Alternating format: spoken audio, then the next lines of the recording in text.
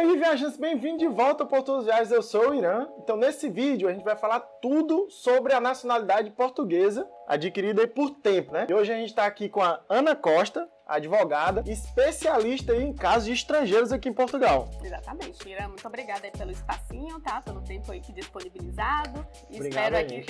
Eu que agradeço. Espero que eu possa trazer aqui muitas informações. Eu tenho certeza que o seu público deve ter interesse aí nessas informações. Minha obrigação hoje, minha função é esclarecer as dúvidas. A gente vai trazer uma série de vídeos aí exatamente sobre esses assuntos mais específicos e a gente traz uma certa credibilidade agora pro canal, né? Agradeço demais a Ana aqui a partir de agora, né? Vai facilitar a nossa vida em muita coisa. Falar de documentação.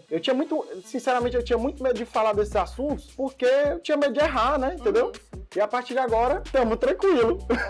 E é importante que você tenha essa preocupação, porque, pronto, você com certeza deve receber um fluxo de questionamentos, porque você mora aqui, tem uma vida construída aqui, e a gente sabe que gera uma curiosidade para muitas pessoas que estão fora de Portugal. Portugal agora está na moda, então, assim, a quantidade de questionamentos deve ser considerada. Mas é importante que você tenha esse medo, porque, infelizmente, tem muita gente por aí que acaba trazendo informações pelo clickbait, não é? Clickbait. Exatamente. E muita gente traz informações equivocadas, então é bom sempre trazer uma informação verídica, firmada ali na lei também, né? Com Isso certeza. É importante. Até porque a lei aqui muda o tempo todo, então... Tem que ficar sempre atualizado, né? Exatamente. Então, assim, vamos lá. Vamos começar, assim, pelos benefícios de ter o passaporte português, né? Então, pelo que eu sei, uma facilidade muito grande, a gente que mora, assim, na Europa, não precisa mais ir no CEF, por exemplo, vai ter a liberdade aí de morar em diferentes países, assim, da Europa, sei lá, Portugal, Espanha,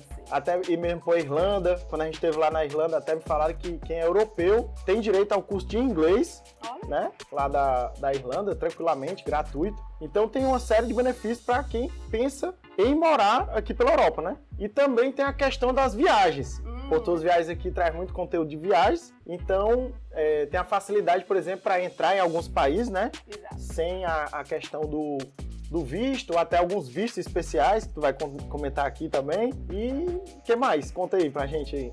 Olha, eu acho que a parte mais importante é não precisar mais do CEF.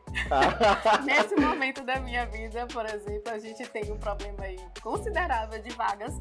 Você já deve saber, e todo mundo que mora aqui em Portugal sabe, que o contato com o CEF talvez seja a parte mais vantajosa. Se você puder evitar, ótimo. Além disso, também como você falou, a questão da facilidade de locomoção aqui, não só a nível da União Europeia, mas também fora daqui. Por exemplo, um brasileiro para ir para os Estados Unidos precisa de visto, é um visto que não é um visto rápido, é um visto que leva no mínimo 1 ano para sair. Então, se você já tem um passaporte português, por exemplo, um passaporte europeu como um todo, você já consegue pular essa parte, tá? Essa parte burocrática. Facilidade. Exatamente. E também o que você falou é importante, é a questão de você ter facilidade de residir não só em Portugal, mas em outros países da União Europeia. E, assim, eu trago esse vídeo aqui pra vocês, basicamente porque eu dei entrada finalmente na minha nacionalidade. Finalmente. Já vou completar aqui 8 anos de Portugal, uma longa história. E uma das coisas é que eu já tinha direito há muito tempo, né? Há muito tempo, pois E a Ana aqui que tá dando entrada na minha nacionalidade, me explicou tudo bem direitinho, todos os documentos.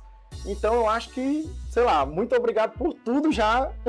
Não tem porquê. É importante falar que a nacionalidade por tempo de residência, enfim, quando a gente pensa em nacionalidade, a gente parte do princípio que precisa ter um parente que seja daquele país. Na nacionalidade portuguesa existe essa possibilidade, claro, mas também existe a possibilidade de você solicitar a nacionalidade por tempo de residência. Então, se você já vive aqui há 5 anos, você consegue solicitar pelo menos a nacionalidade portuguesa. O Irã esperou ainda 3 anos para solicitar. Já passou do tempo, né, Irã? Mas pronto, então com 5 anos de residência você já consegue solicitar a nacionalidade portuguesa e, como eu já tinha até comentado contigo, é um processo mais rápido do que os outros tipos de nacionalidade, tá? Então é um processo que leva aí 1 ano, 1 ano e 2 meses, enfim, tá? Depender da conservatória também. Entendi. Então também tem a estratégia de para onde vai mandar. Exatamente. Para sair mais rápido. Então, tem muita gente que decide dar entrada sozinho. Entendi. Na nacionalidade. Mas, quando você conhece, por exemplo, eu já trabalho com isso há algum tempo, então eu já sei a conservatória que é mais rápida ou pronto. Enfim, tudo, gente, é estratégia, tá? A gente tem que fazer estratégia pra tudo aqui em Portugal. Até para tirar a nacionalidade. Até para tirar a nacionalidade. Então, a gente vai conseguir conhecer aqui uma conservatória que seja mais rápido. E agora, desde o início do ano, os advogados e solicitadores também conseguem solicitar de forma online. Tá? A previsão é de que seja um processo mais rápido. Como mais é muito exato, menos burocrático. Menos burocrático. Como é um processo recente, a gente ainda não tem noção de tempo. Mas, fazendo uma comparação com os outros processos, a gente tem percebido que tem andado um pouco mais rápido. Então, assim, basicamente quem tem direito, quem mora em Portugal há 5 anos, e sobre os 5 anos, é importante falar, são 5 anos de residência legal, tá? Cheguei em 2017 e fiquei com a manifestação de interesse de 2 anos. Tenho direito? Não tenho. Tá? Porque não conta. Não conta. Conta a partir da primeira autorização de residência, tá? Entendi. Isso é importante, porque... E tem que ser de forma ininterrupta? Não precisa, né? Não precisa ser de forma ininterrupta, tá? Pode, passei 1 ano em Portugal, voltei pro Brasil, passei mais 1 ano, enfim. Pode ser de formas, como é que chama? Paulatinamente? Por exemplo, morou 2 anos em Portugal, Exato. Passou 3 no Brasil, voltou mais 3 aqui, Exato. Completou 5, Exatamente. Já tá valendo. Pelo que eu vi, eu acho que são 5 anos em 15, é isso mesmo? Exatamente, 5 anos em 15, exatamente. Entendi. E o tempo, por exemplo, ali do visto, que às vezes a pessoa tá aperreada para tirar a nacionalidade, né? Eu não tive esse problema, né? Mas tem gente que é o contrário. Eu, por exemplo. O tempo do visto ali, que você veio ao Portugal, já conta? Então, Ira, isso aí é uma dúvida complicada, porque aqui em Portugal, para quem não sabe, tem a lei do atendente. Vai depender do atendente que te recebe, tá? Esse questionamento, inclusive, eu já fiz até pro CEF, porque às vezes quando você tem a dúvida do tempo de residência, você pode pedir uma certidão de contagem de tempo. E essa certidão vai te dizer quanto tempo exatamente você já está em Portugal. Uma vez eu questionei a inspetora do CEF, ela me falou o seguinte: se você tem um visto e você entra em Portugal depois do início do visto, vai contar a partir do visto. Agora, se porventura você tem um visto, o visto foi dia 1º de outubro, mas você entrou em setembro, porque às vezes acontece, tá? Entendi. O visto sai com a data mais pra frente, você tá com pressa e acaba entrando antes do início do visto. Tranquilo. Exato, aí nesse caso, a autorização de residência aqui vai ser o termo inicial para a contagem do seu tempo. Tá? Agora, particularmente, eu digo por experiência própria, tudo que eu tenho visto em certidões geralmente conta da primeira autorização de residência. Então, por uma questão de segurança, eu prefiro dizer que conta a partir da autorização. E assim, em termos de documentação, qual é a lista, assim, o que precisa na verdade? Quais são os documentos aí que precisam estar apostilados? Qual precisa mostrar original? Como é que funciona aí? Então, a nacionalidade por tempo de residência, quando a gente faz de forma online, repetindo, só advogados ou solicitadores que podem solicitar, a gente precisa das cópias, tá? Cópias digitalizadas em boa qualidade, mas é sempre bom, é sempre importante arquivar esses documentos, porque a gente pode precisar futuramente. Inclusive, o Irã já tá aqui já separando os documentos para eu levar. Então, os documentos que a gente precisa. O mais importante, gente, é a certidão de nascimento de inteiro TU. Essa aí mesmo. Esconde para não mostrar seus dados. Mas é a certidão de nascimento inteiro TU, gente. Tenham atenção, porque tem muita gente que acaba trazendo aquela certidão de nascimento simples. E eu acabei tirando 2 vezes, achando que ia rolar. E, na verdade, eu tinha tirado errado. E outra coisa, eu ouvi falar também que essa certidão de nascimento precisa ter uma data de 6 meses, sei lá, tirada 6 meses antes. Exatamente, 6 meses de validade. Os documentos aqui como um todo, eles têm uma validade de 6 meses, então tem que ficar atento. Certidão de nascimento, 6 meses. Antecedentes criminais de todos os países que você morou. Inclusive, o Irã teve que pegar uma lá na Espanha, não foi? Da Espanha, tirou da Espanha. Pois é. Então, certidão de antecedentes criminais de todos os países que você residiu, também com a apostila de AIA, gente. É importante apostilar todos os documentos, para que os documentos tenham validade aqui.